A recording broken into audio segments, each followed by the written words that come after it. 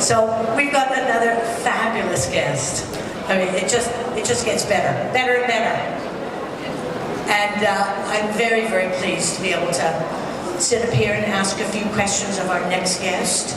And of course, once again, from Star Trek Discovery, please welcome on stage here at FedCon 28, playing Spock, please welcome Ethan Peck.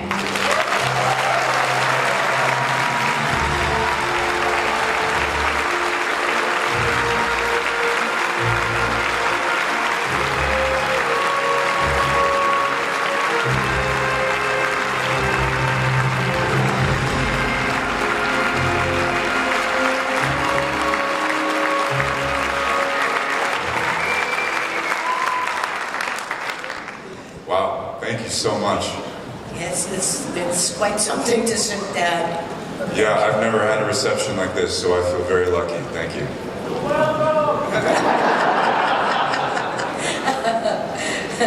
Now, I wanted to ask that you started in the business very young. Yeah. Was it at 9? Just about, yeah. Good Lord. And what were you doing? What was it, a film or TV or? I was doing a bit of both. My older sister was auditioning, and I did everything that she did because I looked up to her so much, which kind of funnily built itself into my work on Discovery with Sonequa, with that sibling relationship. But my sister in real life was an actor, and I had to do what she was doing, and I began auditioning, and I really enjoyed it. And I did some film and television, and here I am now, 24 years later. It's been quite a journey. Wow. Yeah. So that's amazing that you actually say that length of time because you're so young. Yeah. But you started very early. Yeah. Yeah, which is fantastic. And is there something that really attracts you? Do you like the whole process of acting, of preparing? What do you like about it? That's a great question that I think I'm beginning to better understand as I get older. I almost walked away from acting a couple years ago. I felt that I was working in the wrong way. I wondered if I was doing it for the right reasons. I mean, for me or for my parents maybe, because I've been doing it as a child, and my mother was my manager for a long time, and that's complicated for a person. And so I kind of had to undo myself from that and take a step back. And I've actually just realized when I got the job of Mr. Spock, which is still like very surreal and strange to say, I was like, maybe I'll do this and stop acting because it's so intense. It's such a high stress and high pressure environment. And I realized I get such great fulfillments from it. I'm so curious about people. And when you can really give yourself to a story and to the details of somebody's life and invent them on your own, it's such a joy. It's so fun. It's like reading a great book, but you kind of get to embellish it and make it your own. So yeah, I love preparing, more and more so in the last couple of years because I feel like my process is beginning to work for me. And so yeah, I just get to be very curious and follow what interests me about a person. So it's wonderful. And playing Spock, when you did you audition? Did they offer it to you? Did you run out after it? Did you? So I didn't know what I was reading for, which role I was reading for in the beginning of the process. I was so secretive. Very secretive. Yeah. You didn't know. Yeah. Everything is in a fake name and a disguised name. And my managers knew that this name that they used, that I can't say because they still use it, I knew that it was for Star Trek, and they said it was a very special character. And I was like, Data? Like, I have no clue because the scenes that they gave me were very abstract. He was described as an Andorian in a cave named Tom. And Michael Burnham was approaching him, and he was in a state of psychosis, basically, running through quotes from Alice in Wonderland, and she's trying to bring him out of it. And it seemed to me that he was having an existential crisis or like overdosed on hallucinogens. And I was like, I can kind of relate to some of that, like whatever. And so I sent this tape in, and then they brought me back in the next week, And they brought me in again, and then they gave me a new scene that they wrote specifically for the final audition. And from that scene, I could infer that it was Spock. And I was like, what? Like, is this possible? Because you just never think that this kind of role will come around and that you'll be so far along the process of being cast for it. And when I found out it was for Spock, I had a panicked moment because of obviously the expectations and the pressures that come with taking on this kind of iconic role. And it turned out after the fact that I was the only guy that came in for that final audition. And I guess it was just, I don't know, proof of concept or a final test for me. And I got the job and I was so scared, because I felt unproven and, it's just been a very wild ride since then. Wow. But I've wandered a lot. Please, next question. Yeah, because that's fantastic. That obviously there was that expectation and all that pressure and all that. And did you just sort of at some point have to go? Yeah. Out the door. I'm bringing in my own. I guess so. Yeah. I mean, when I first found out about it, as I said, I was like terrified and was like, I hope they fire me. Because I don't know how I'm going to do this. It's hard for me to wrap my head around playing this kind of character, but I just was invited into like the most capable, hardworking, loving, incredible set, a group of people, actors, crew, writers, and I just could not have been in better hands. And they were all so encouraging of me, and I got to be frightened in front of them and with them, and I spoke about it often, like, is this working? Like, I'm so scared. They're like, yeah, you're fine. Like, and everybody was so warm and wonderful. And that's huge. That means a lot for an actor because it's such vulnerable work that we can do sometimes. You really put yourself out on a limb. But yeah, so the first step was kind of finding permission to dive into this kind of role. And I met with the Nimoy family, Julie and Adam Nimoy, Leonard Nimoy's children. And they kind of gave me their blessing, which was an amazing gift. We had this wonderful meeting at this restaurant that right near the school I went to high school at, and that was the first step in sort of feeling worthy of even attempting to play, this incredible role that their father had created. And then it was, a matter of diving into the original series and understanding what Nimoy did with Spock, what he was doing as an actor, what Spock was doing, what Spock sees, when he feels, when he thinks, or when he does both. So it's really kind of like breaking down what had been done and embracing it and taking it into my heart, but not mimicking, right? I didn't want to, and he's inimitable, and I would never pretend to, do what he does. He was so incredible. And eventually it started to feel alive in me, and again, the writing was so good, and I was surrounded by such supportive people, and it just started to happen, and I think it's worked. I don't know. It's just been a very incredible journey. Yeah, no, I loved it. And did you, when you put the ears on for the first time, did that sort of do something to you? Yeah, I was just like, what is happening right now in my life? And I flew up to Toronto where we filmed for my first makeup test, and I was like, I had the makeup on, and I was like, I hope they fire me. Like, I can't do this. This is so stressful and crazy. And eventually it began to feel obviously like my own. And then by the very end of the season, spoiler alert if you haven't finished season 2 of Discovery, Spock undergoes a transformation. And that felt very earned, for him to change his facial hair. And it was a very emotional experience. And eventually the years began to feel like home in a way, yeah.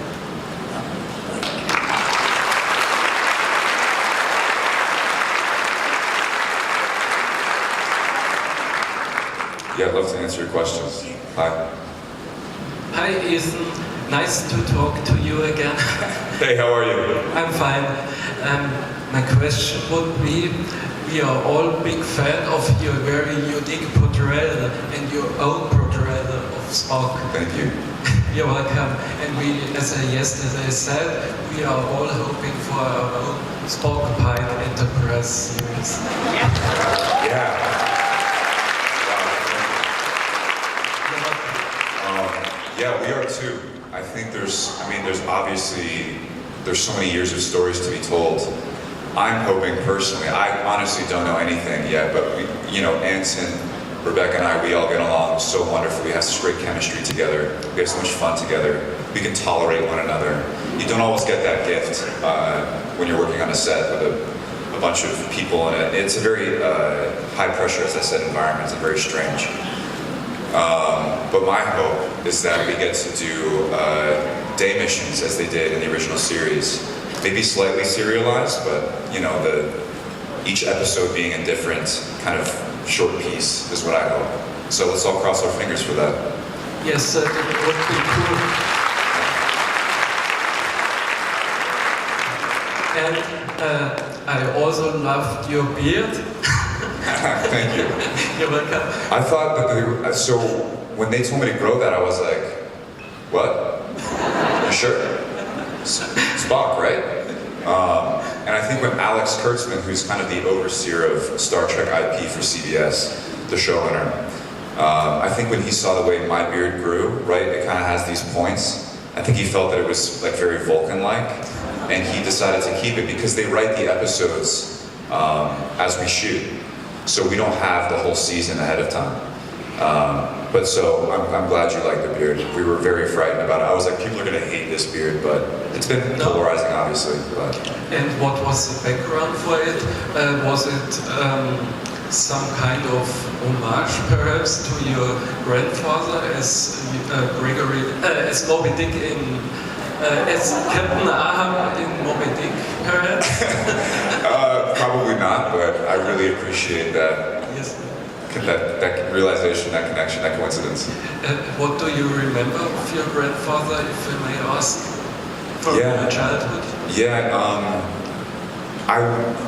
he was like an old man to me, and was my grandfather, he was grandpa, and he was very gentle and warm and kind, and I only wish he were alive today because I have so many questions for him as I get deeper into my life and into my career. But the gift of that is I have to figure it out on my own, and that's always a great challenge. Thank you very much, Ethan. Thank you for your question.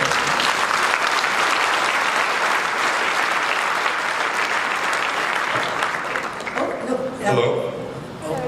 Hi. Hi. My question is, first of all, thank you for coming all the way to Europe. And my question is, what did you think about conventions before attending them? Did you have other actors talk to you about this, about panels and stuff? And have you ever felt like going to one as a fan? I'm so sorry. I'm going to make you repeat those questions one more time. I had a little difficulty understanding, just so I can answer correctly. Okay, so what did you think about conventions before going to conventions? Did you have other actors talking to you about their own experiences? And have you ever felt like going as a fan yourself? So the first one was, how did I feel about conventions before? Yeah. Had no kind of conception or expectations of what it would be. Before my very first, so this is my fourth convention appearance. My first was in Calgary, like 6 weeks ago. And I was very nervous.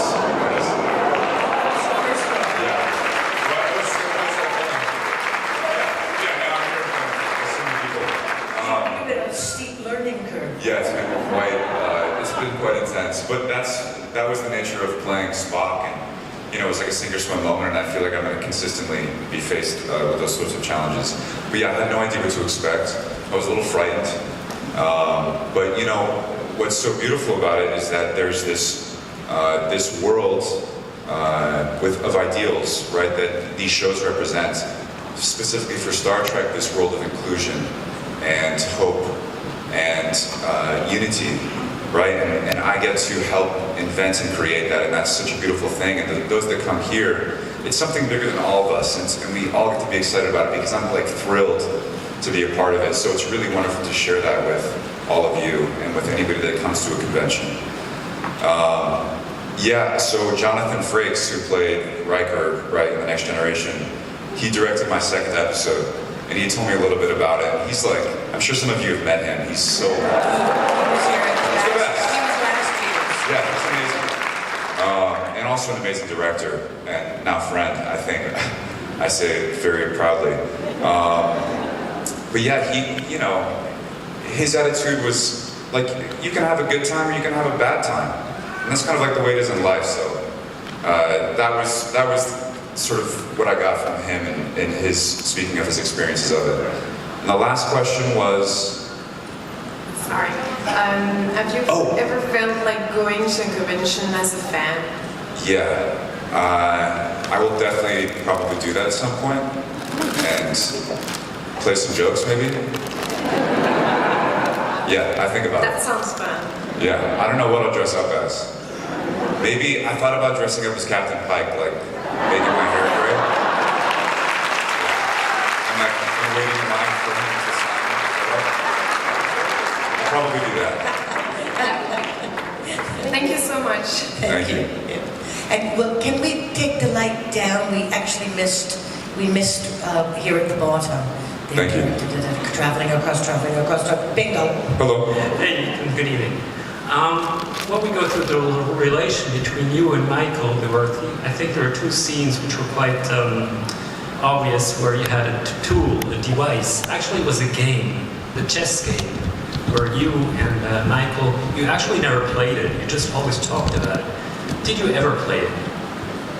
Yeah, so actually, speaking of preparation and process, I read like the manual on how to play 3D chess. So I know how to play. We didn't really play that much. We actually had to correct some of the placement of the pieces on the board because we were like sticklers about detail. And so it was laid out in an incorrect way. And we were like, wait, that's not a possible placement for that piece. So we do know how to play. I haven't played, I don't think at all. But I love chess, regular chess. But 3D chess is like, do you guys know how to play? Anybody? Right, okay, because it's really strange. It's like a very broken game. Like regular chess is multitudes better. But I love that we got to play that, the props that we have on Discovery are like incredible. Everything is art, the things we wear, the things we get to hold and sit in and stand with. We're very fortunate. Thank you.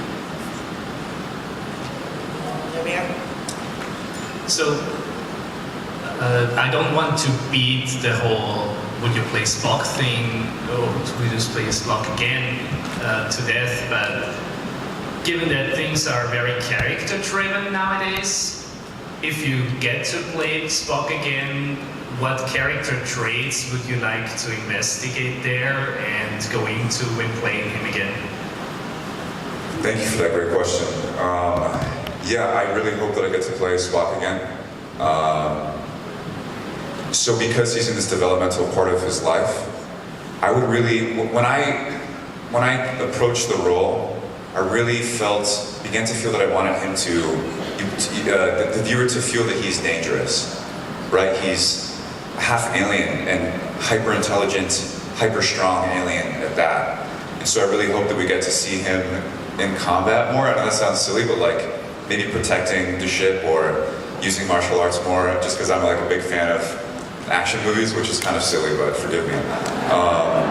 So I would really love to explore his danger and also his impulsiveness, which is very coupled with danger. Because, you know, I think, when I think of Spock, I think of wisdom. And he has some wisdom. You see him gain it, I think, in the second half of season 2 of Discovery. But there's so much more to be earned and to be learned. And so I hope we get to see him be impulsive and romp sometimes, as he was in the original series at times. You know, there were whole episodes about it. So I really like to explore his jagged edges at this point in time. Thank you. Hello. Hi, Ethan. Good to have you here. Let's see how steep your learning curve is. I have a personal question for you. I hope you will share your answer with us. Okay. What is your guilty pleasure, and especially while you were filming Discovery? What is my guilty pleasure, and especially while filming? If any. If any. I love candy. So I don't know if you saw Anson posted a post on his Instagram of us at the Haribo factory. And I was like so excited to be there. And when I was coming to Bonn, I didn't realize that this is the home of Haribo. Am I pronouncing it correctly? Yeah. Haribo. Bonn. Oh, right. Amazing. So yeah, I love candy. When we were filming, I kept a very disciplined sort of regiment of exercise. I wasn't drinking, and I wasn't eating too much bad food, like too much candy. So yeah, every once in a while, like I love to eat like too much candy. I do that a lot though. So I guess that's like one of my vices.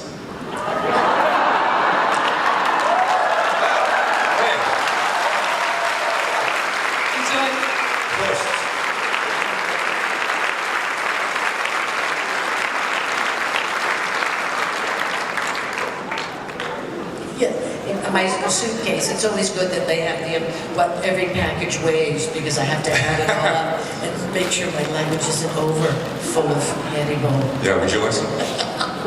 There's so many bowls back there. Bless you.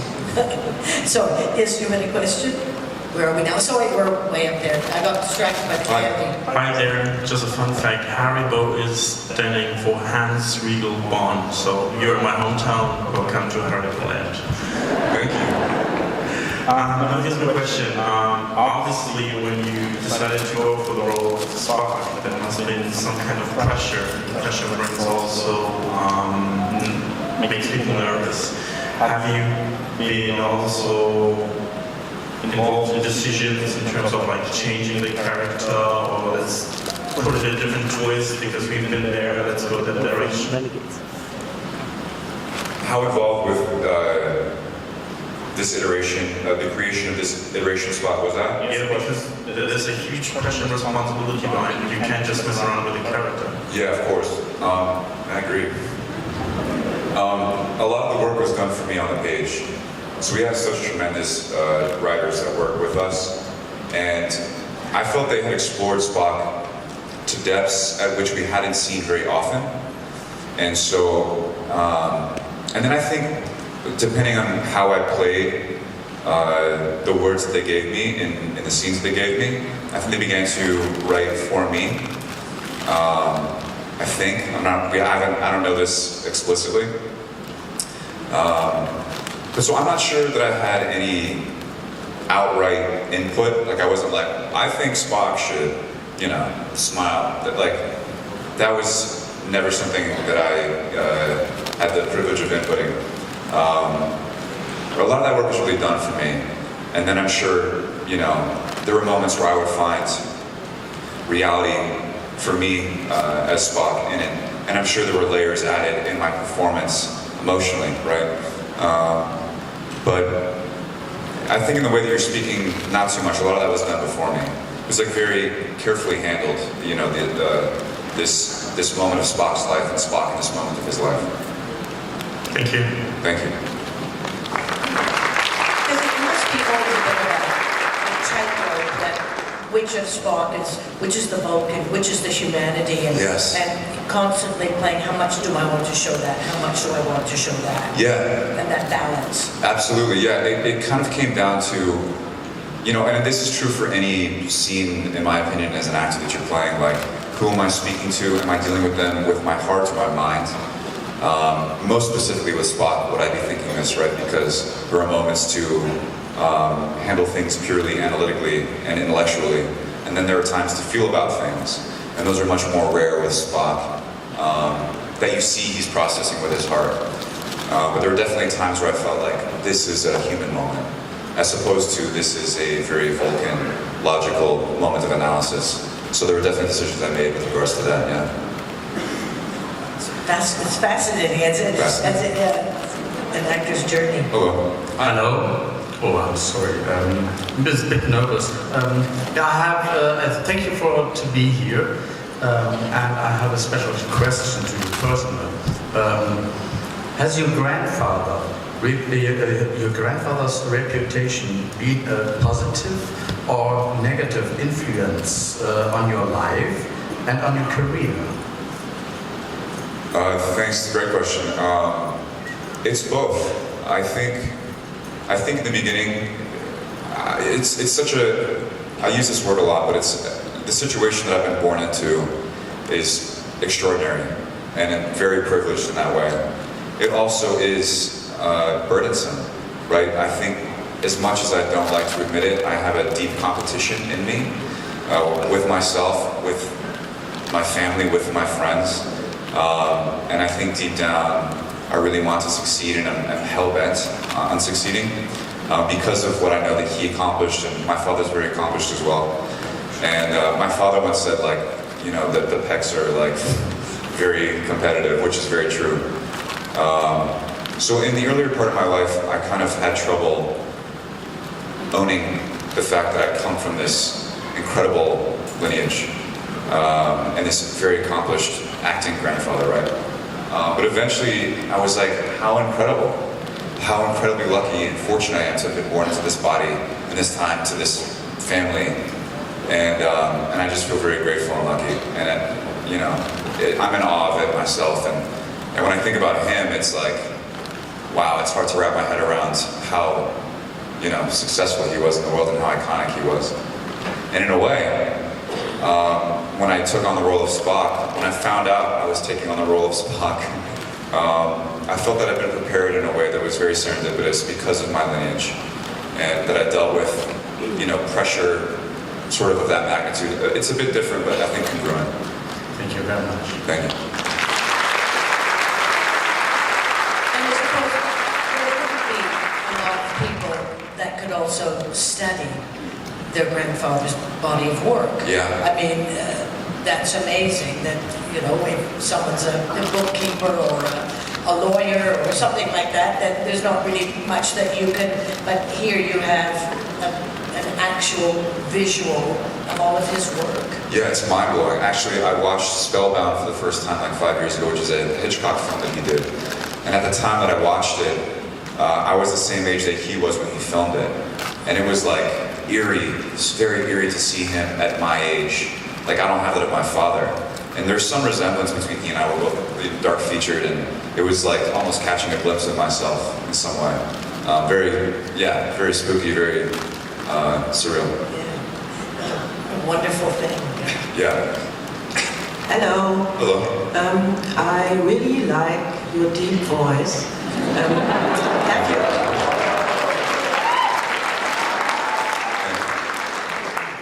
Thanks, Grandpa.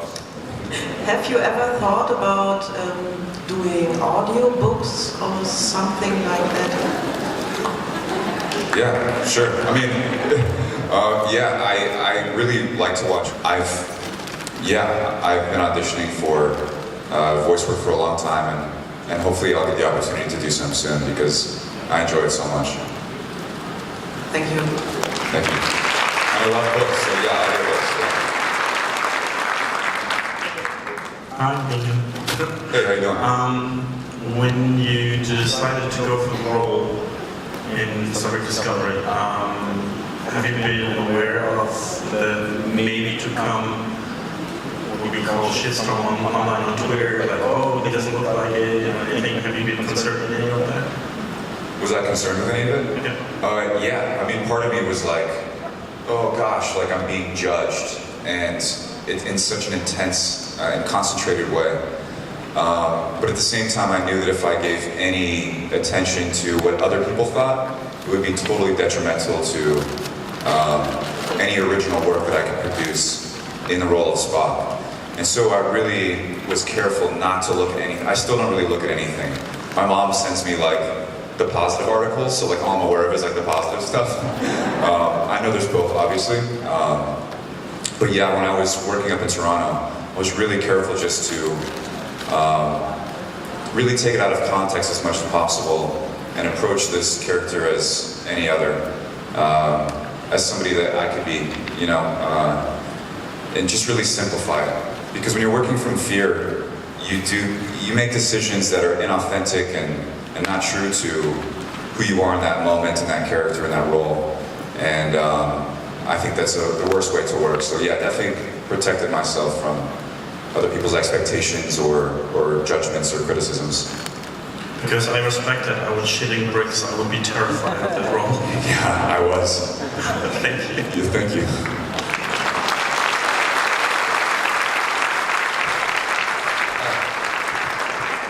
Hi, nice to have you here.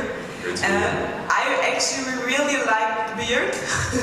So my question is, did you get to keep any props from the Discovery set, or did you maybe manage to get anything outside? No, not really. I can't say what I have. Because we're really not supposed to, like, the world of Star Trek that we live in up in Toronto, the world that is Discovery, is so protected.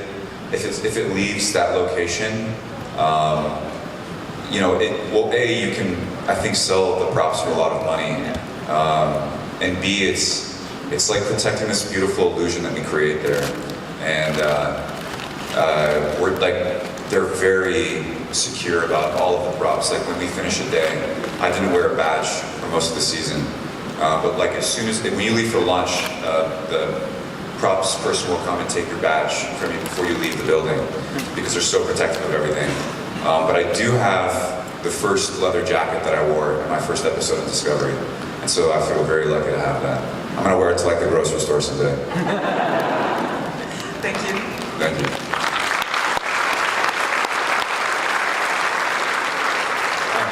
Hi. I like the relationship between Spock and Michael. Was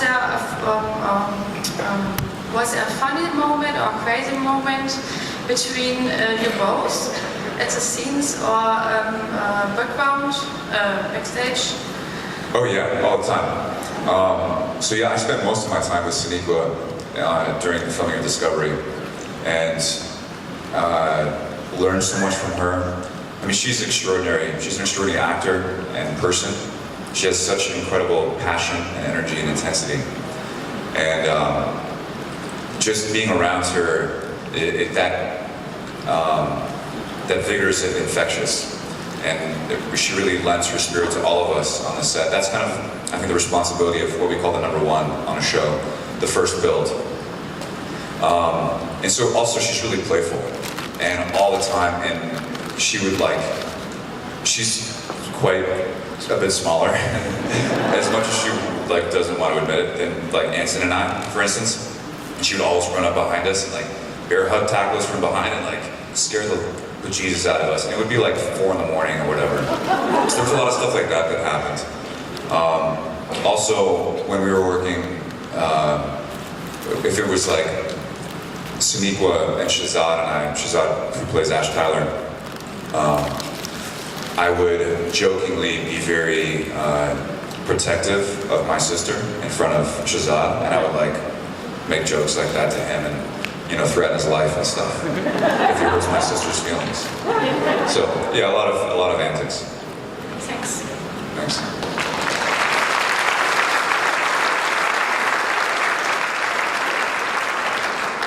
Hi.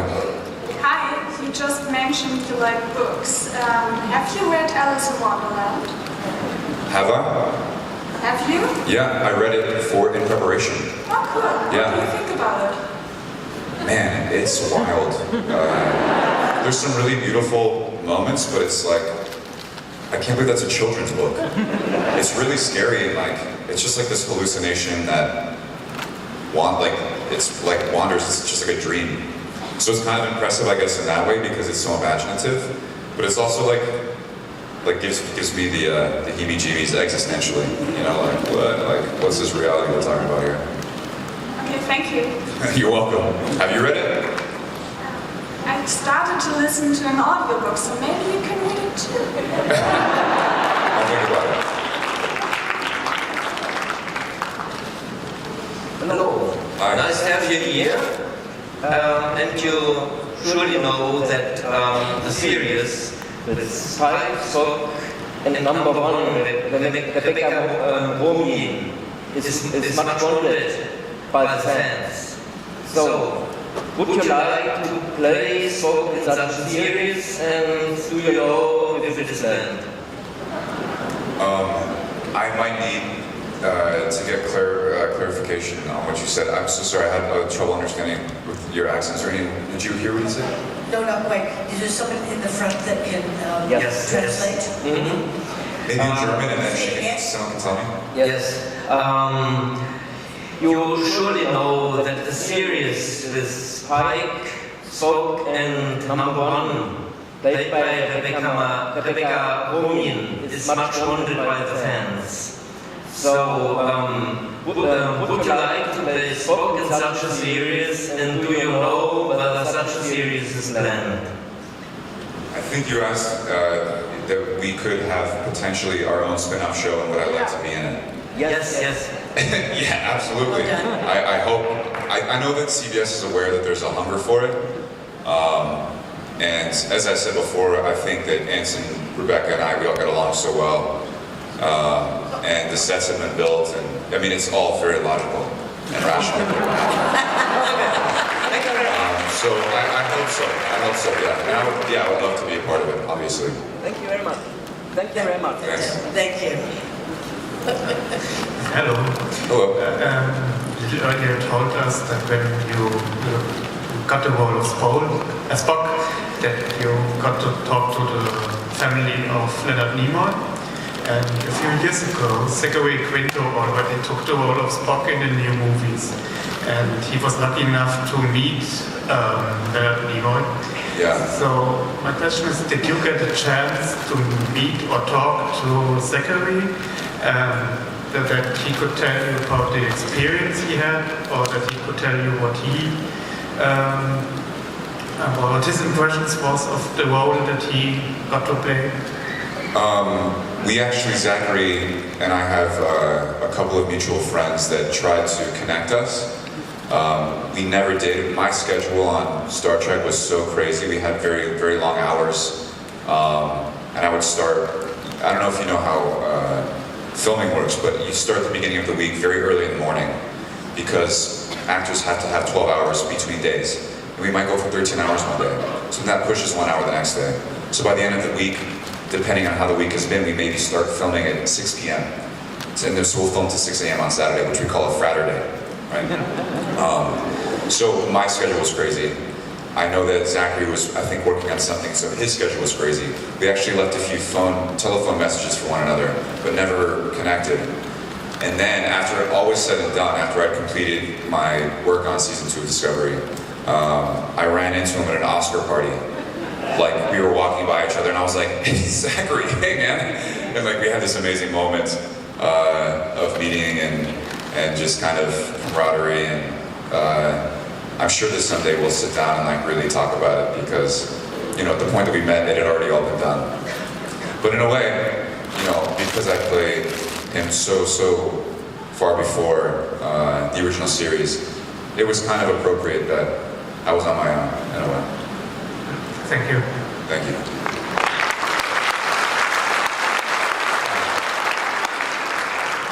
I absolutely love the redesigned set of the Enterprise, and I would like to know what was it like when you first stepped on it. Oh my gosh, it was unbelievable. I heard from Anson this one day at lunch, he was like, hey man, have you been to the stage of the Enterprise? And I was like, what? And they were building it, and it was like, this thing was being, the spirit of the Enterprise was being restored in some way. It was like this very magical thing that was happening. I mean, I think all of Star Trek is very magical, but especially this, like, to return to the beginning, to the original series. And before that, there was we could wear a VR headset and look around and be on the bridge of the Enterprise as they had imagined it before they built it. So there was that we got a taste of before.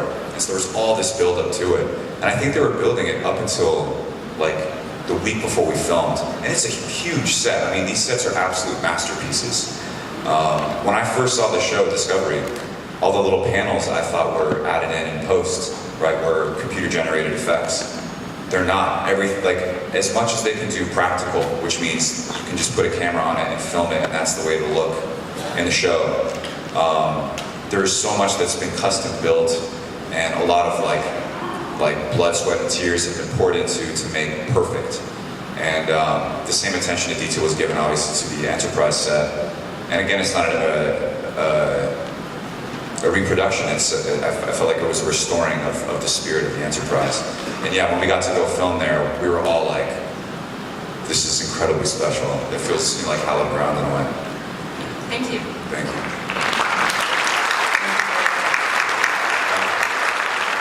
Final question? So for me, as a cosplayer, it's always a magical moment when I put the costume together and look myself in the mirror for the first time. And I was wondering when, after your final transformation at the end of season 2, was there some kind of moment for you as well, looking yourself in the mirror and thinking, oh, now I'm Spock? Oh man, yeah, that's beautiful. Thank you for sharing that. Yeah, absolutely. I'd spent all these months with this beard, and for most of my life, I've never really worn a beard in my life. And so we only filmed without it for one day. And we did like 2 days of tests before, we call tests like camera tests, makeup tests, to make sure it looks as perfect as it can before we film it. And we had a whole like behind the scenes camera crew filming the shaving of the beard. And it was the end of a long day for me. You know, again, we work really crazy hours, and I was already tired and kind of vulnerable feeling it. They shaved it. And I shed tears in the mirror because it was like, I had earned the look, the final look of Spock.